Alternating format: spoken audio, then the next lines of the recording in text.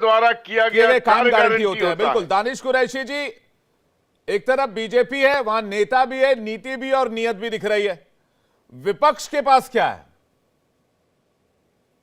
देखिए, विपक्ष के पास क्या है, अगर यूनाइटेड विपक्ष की बात कर रहे हैं तो फिर आप जो बाकी के जो पक्षधर पार्टी हैं उसमें उनसे पूछिए तो समझ में आएगा। जहां तक सवाल है कि अलायंस के अलावा का जो विपक्ष है, तो मैं आपको एक बात बता दूं कि मोदी जी के पास या भाजपा के पास न नीति है न रीति है, कुछ भी नहीं है। ये वही लोग हैं जो दिल्ली के चुनाव होते हैं तो ये कहते हैं कि लोगों को मुफ्त की आदत पड़ गई है, भाजपा के नेता कहते थे।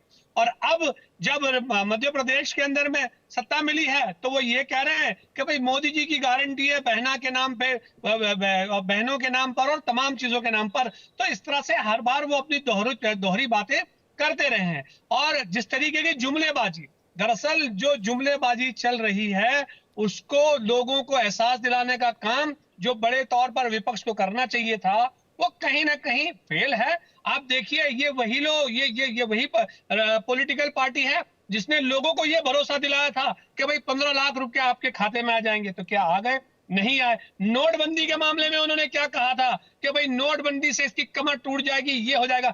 आतंकवाद की चरम ये है कि नए संसद भवन के अंदर में भी हमला हो जाता है। आप भूल गए शायद, मोदी जी कहते थे कि भाई नोटबंदी से कमर टूट गई है, और आप देखिए एक छोटे से वक्त के अंदर में पुरानी नोटें बंद करने का मौका आया। तो ये जो इनकी नीति है, दानिश कुरैशी जी, मुझे कहना नहीं चाहिए लेकिन मैं आपसे ये कहना चाहता हूं ये सारे मुद्दे चुनाव में भी जा चुके हैं, जनता ने इन मुद्दों को नकार भी दिया है और विपक्ष को विपक्ष की कुर्सी पर ही बिठाया है और सत्ता पक्ष को सत्ता पक्ष में ही रहने दिया है।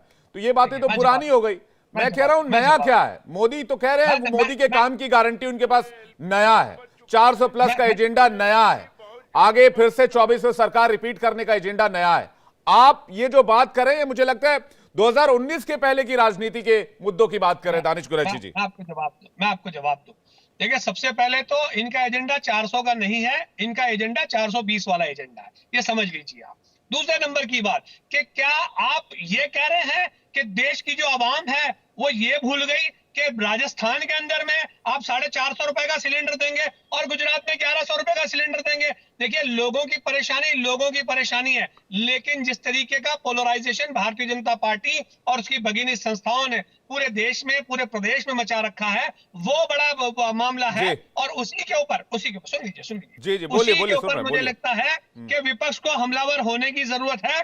जो मुद्दे भुनाने की बात है वो मुद्दे भुनाने में कहीं ना कहीं विपक्ष कम दिखाई दे रहा है। अगर इन मुद्दों के साथ आवाम को के बीच में जाने की बात आएगी तो मुझे लगता है कि मोदी जी को या भारतीय जनता पार्टी को घेरना कोई बहुत बड़ी बात नहीं है। आप कह रहे हैं आराम से घेरा जा सकता है, आराम से मोदी सरकार की फील्डिंग की जा सकती है, लेकिन इसके लिए जो सही मुद्दे वो उठाए जाने चाहिए। प्रोफेसर भुवन जोशी जी के पास जा रहा हूं, उसके बाद